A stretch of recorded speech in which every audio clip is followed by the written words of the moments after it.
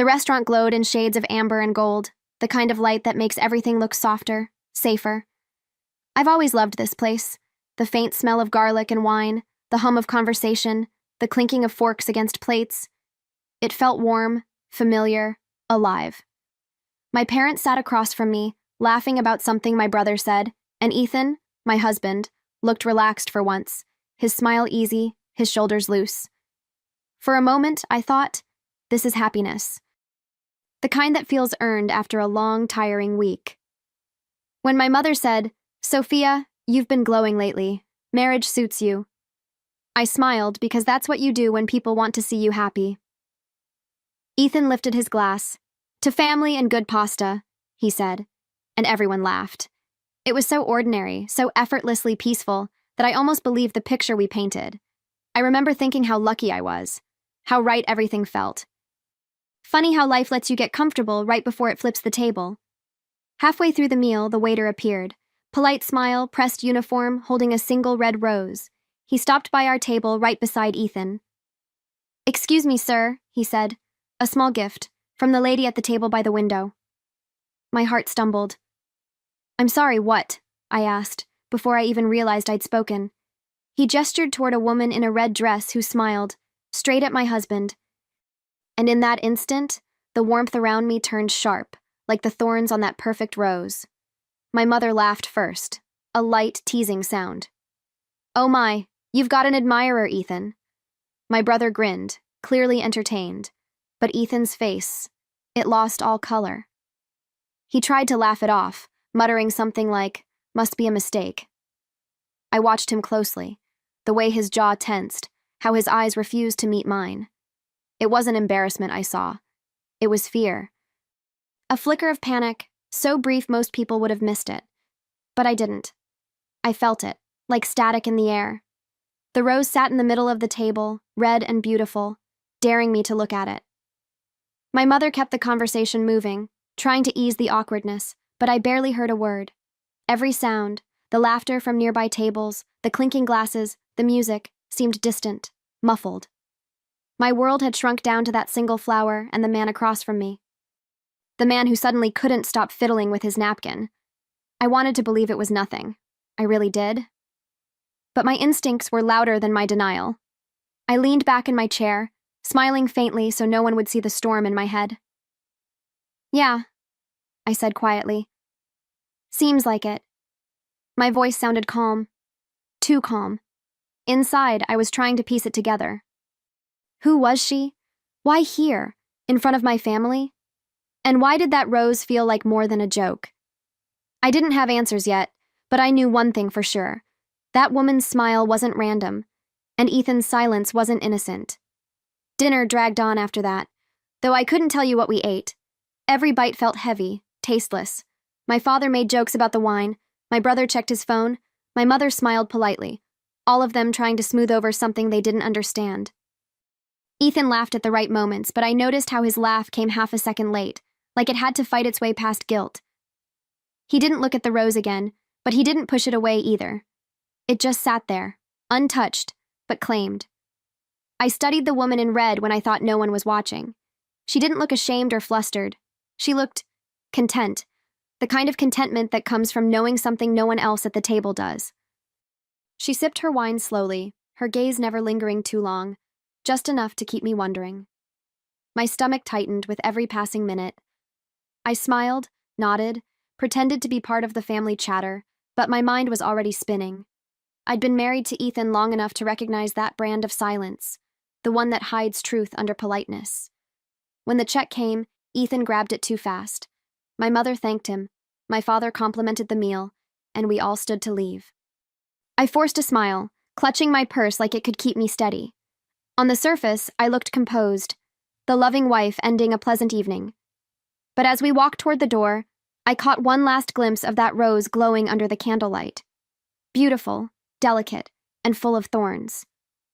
Something in me shifted then, quietly, but permanently. I knew the night wasn't really over. The cool night air hit my face as we stepped out of the restaurant, but it didn't calm me. My heels clicked against the pavement, steady and sharp, the only sound filling the silence between us. Ethan walked ahead, his hands buried in his pockets, pretending to check his phone. I waited for him to say something, anything, but he didn't. Not a word about the rose, not a word about her. The longer he stayed quiet, the heavier that silence became. When we reached the car, I finally stopped. "You going to tell me who she was?" The words came out colder than I meant, but I didn't take them back. He looked startled, like a kid caught sneaking out past curfew. "Come on, Soph," he said with a nervous laugh. "I have no idea who that woman was." I crossed my arms. "She smiled at you like she's known you for months." My voice was steady, but inside, I felt the walls of trust start to crack. Ethan sighed, the way men do when they're tired of pretending to understand your feelings.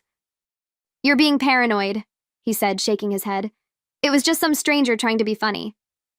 Funny. That word hung between us, sour and bitter.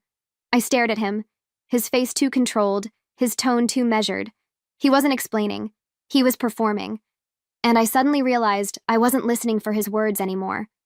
I was watching his fear. I leaned against the car door, arms crossed, my pulse steady but cold.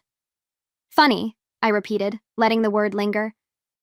"The kind of funny that makes my mother uncomfortable and my brother smirk?" He exhaled, his patience thinning. "You're overreacting, Sophia. I can't control who sends me a rose."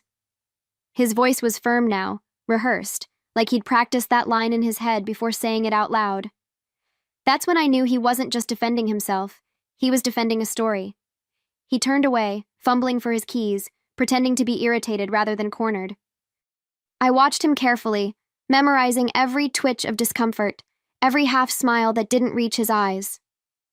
We'd had fights before, small ones, stupid ones, but this was different. This one had a scent to it, a taste, a temperature. I could feel it in my gut, truth trying to crawl its way out from underneath a lie. My instincts had never screamed so loudly, and I'd ignored them too many times before. Not tonight. He unlocked the car, opening my door like a gentleman, as if manners could erase suspicion. I didn't move. I looked him straight in the eye and said softly, "Then you won't mind if I find out who she is." For a second, everything froze. His hand lingered on the door handle, his jaw tightening, and the mask slipped. Just a fraction, but enough. That small, flickering hesitation told me everything his words didn't. He tried to laugh it off, but the sound came out thin, fragile, like glass about to crack. "Sophia, you're being ridiculous," he said, his voice trembling under the weight of his own performance. I tilted my head, studying him the way a stranger might study a painting, from a distance, looking for what's missing. There it was, guilt, sitting quietly behind his eyes. He didn't need to say another word. I could see the truth pressing against his throat, begging to be swallowed. The drive home was silent, the kind of silence that hums louder than words. Streetlights painted stripes across his face as he gripped the wheel tighter than necessary. I looked out the window, pretending to watch the city drift by, but I wasn't thinking about the lights. I was thinking about every Thursday he came home late, every business dinner, every tired smile. The puzzle pieces had been scattered for months. The rose just made them fit. When we finally pulled into the driveway, he mumbled something about being exhausted and went straight inside. I stayed in the car for a moment, letting the engine's quiet vibration match the rhythm of my pulse. My reflection in the window didn't look angry, just awake. Something inside me shifted that night. I wasn't going to beg or accuse. I was going to know. And once I knew, there would be no turning back. By morning, the anger had cooled into something sharper. Focus. I made coffee, sat by the window, and watched Ethan leave for work. He kissed my forehead before he went, the same way he always did. It was automatic now, like clockwork, a gesture emptied of meaning. I waited until his car disappeared around the corner before I opened my laptop. If he wouldn't give me the truth, I'd take it myself. Calmly, quietly, without a scene. The restaurant's number was still on the receipt in my purse. I called, my voice steady, polite, the voice of a woman planning a celebration, not a confrontation. "Hi," I said. "I'm thinking of hosting a small family dinner there again. Could you remind me who was working last Saturday night?" The hostess listed a few names, one of which I remembered. Carlos, the waiter who delivered the rose. My heart thudded once, low and heavy. I thanked her and asked to speak with him directly. Carlos answered a few minutes later, his tone cautious. I smiled through the phone even though he couldn't see it. Hi, Carlos, this is Sophia. You served us last night. I'm the one whose husband got the rose. Silence. Then a nervous laugh. Oh, yes. That was quite the scene. I lowered my voice. Can you tell me who she was? I think there's been a misunderstanding. What came next didn't sound like gossip. It sounded like truth. Carlos hesitated, the kind of pause that carries weight. She's a regular, he said finally, lowering his voice as if someone might overhear. Comes in almost every Thursday with the same man. He looks a lot like your husband, to be honest. My fingers tightened around the phone. I didn't speak right away. I just listened, to his words, to my own pulse in my ears, to the sound of everything I believed about my marriage unraveling in real time. I thanked him softly, told him not to worry, and ended the call. For a moment, I just sat there, phone in hand, staring at nothing. The apartment felt smaller, as if the walls themselves knew. My coffee had gone cold, untouched. I opened Ethan's desk drawer, his usual hiding place for old receipts, and started sorting through the neat pile of envelopes. Same restaurant name, same day of the week, different dates. He hadn't even tried to hide it. Each receipt was a confession signed with his own hand. Each one a Thursday night I'd spent alone, believing his stories. But I didn't cry. I thought I would, but I didn't. There's a point where tears don't fit anymore, where betrayal becomes a kind of numb clarity. Instead, I felt an eerie calm settle over me, a stillness that didn't feel weak at all. It felt powerful. I closed the drawer carefully, straightened the receipts into a perfect stack, and placed them on the desk. I wasn't the wife asking why anymore. I was the woman about to decide what next. I spent the rest of the day moving through the house like a ghost, noticing things I'd never seen before. The shirts she might have chosen for him, the aftershave that suddenly smelled foreign on his skin. Every detail felt contaminated, rewritten by her presence. Yet beneath the ache, there was something else. Precision. I started making copies of the receipts, printing the credit card statements I'd found online. Each document was a thread in the tapestry of his lies, and I intended to pull every single one. By the time Ethan came home, I had everything tucked neatly into a folder. He kissed my cheek, asked about my day, and I smiled. I actually smiled. Just quiet, I said. I needed some time to think. He nodded, relieved, never realizing that the woman standing in front of him wasn't the same one who'd left the restaurant that night. Something in me had shifted from heartbreak to strategy. Love was no longer the language between us. Evidence was. That night, lying in bed beside him, I listened to his breathing, steady, practiced, unbothered. I stared at the ceiling, tracing imaginary cracks that weren't there. I thought of the woman in red, her smug little smile, the rose gleaming in candlelight. And for the first time, I didn't feel powerless. I felt patient. I didn't want a scene. I wanted precision. He'd built his lies over dinner tables and wine glasses. I'd take it all apart, course by course. A week later, I told Ethan I wanted to make up for the awkward rose night. I said it with a laugh, light and playful, like I was ready to forget. His relief was almost touching.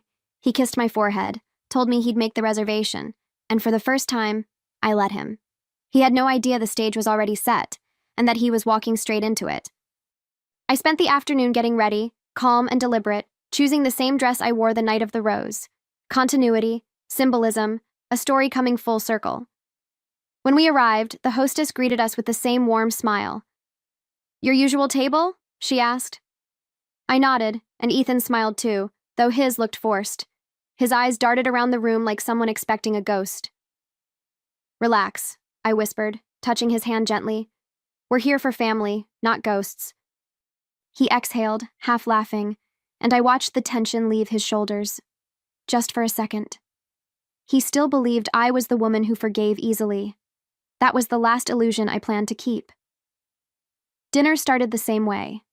Wine, conversation, smiles that didn't reach our eyes.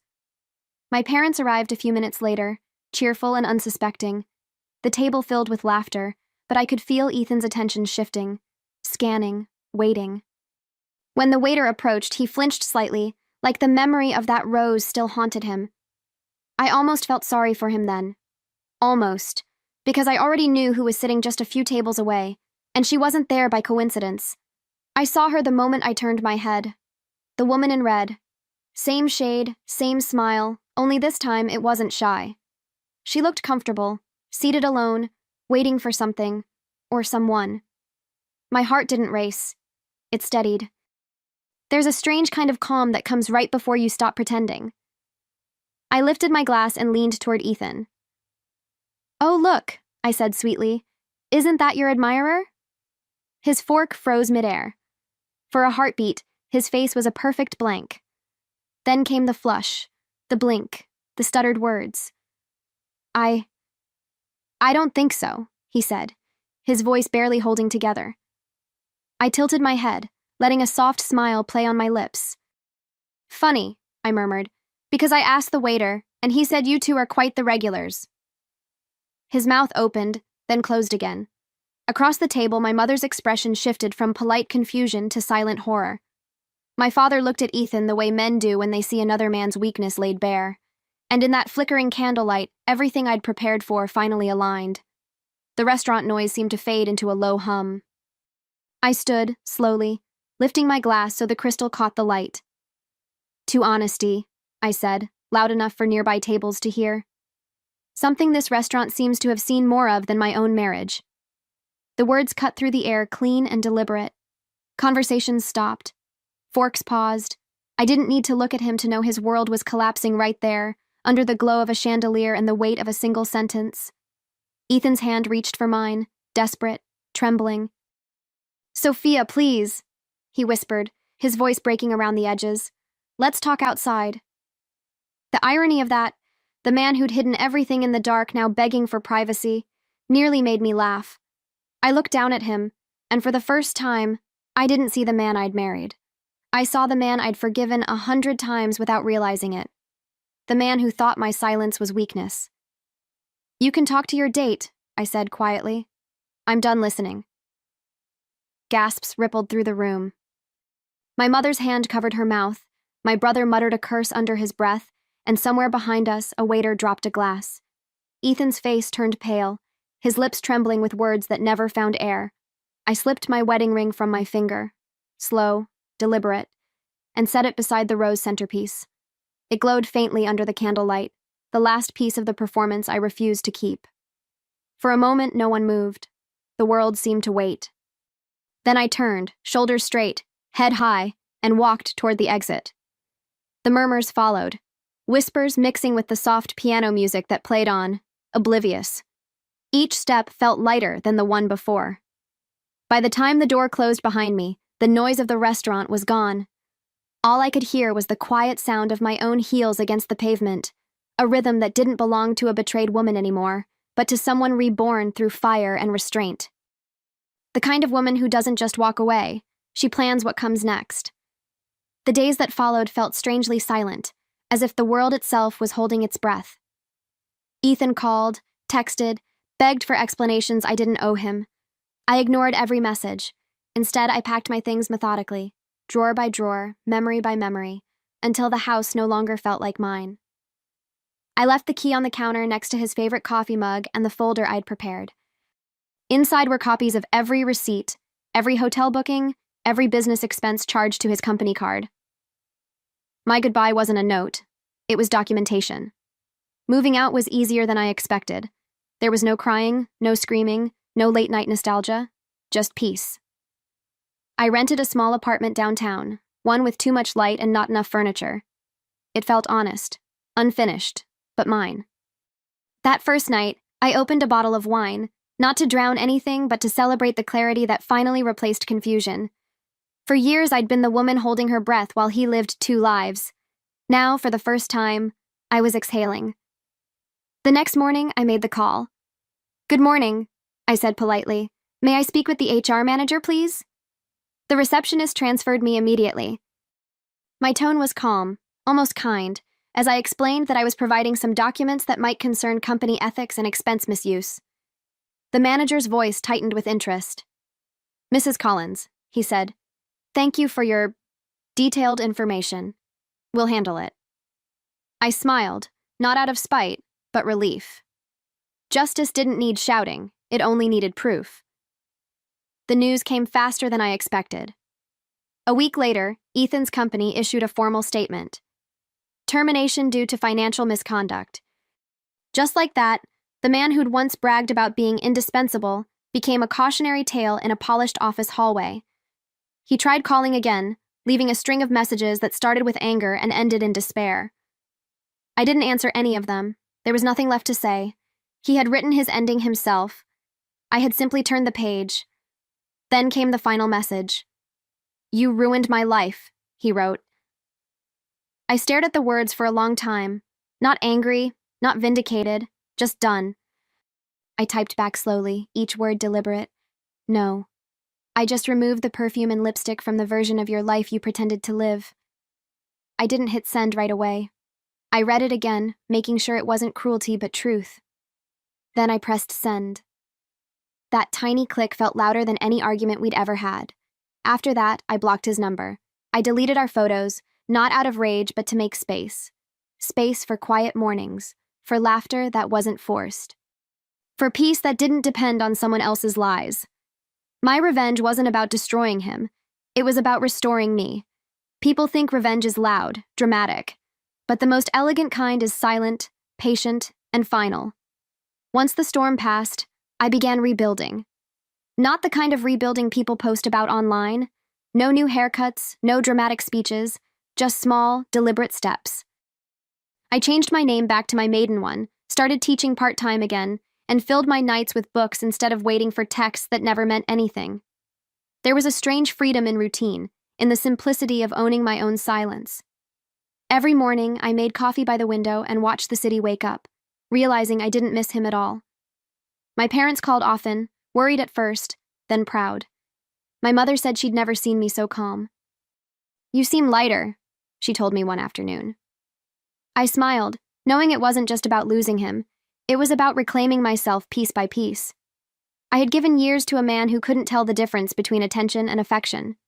Now I was learning that solitude, when chosen, doesn't feel lonely. It feels sacred. One evening, I opened that folder again, the one with all the evidence. I thought it might sting, but it didn't.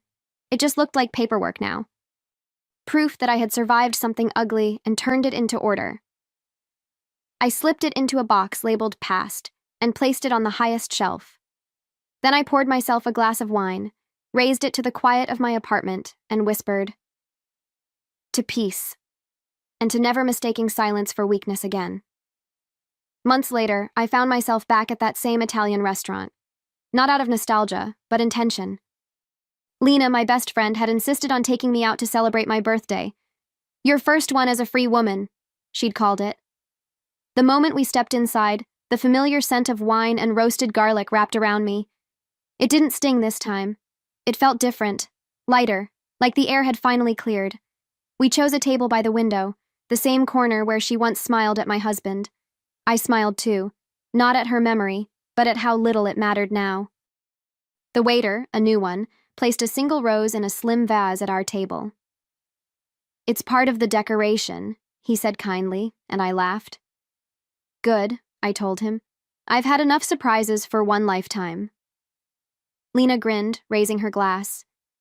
"Do you ever think about him?" she asked softly. I thought about the question for a moment, tracing the rim of my glass. "Only when I need to remind myself how far I've come," I said, and I meant it, every syllable. As we ate, I glanced at the rose. It wasn't a symbol of betrayal anymore. It was a reminder of everything I'd walked through, everything I'd chosen not to carry forward. I tucked the stem behind my glass and said quietly, "It started with a lie in a restaurant, but it ended with me finally walking away from the table." Lena smiled, tears glinting behind her laughter. And in that moment, I realized freedom doesn't always arrive with a bang. Sometimes it comes with a single rose, and the strength to leave it untouched.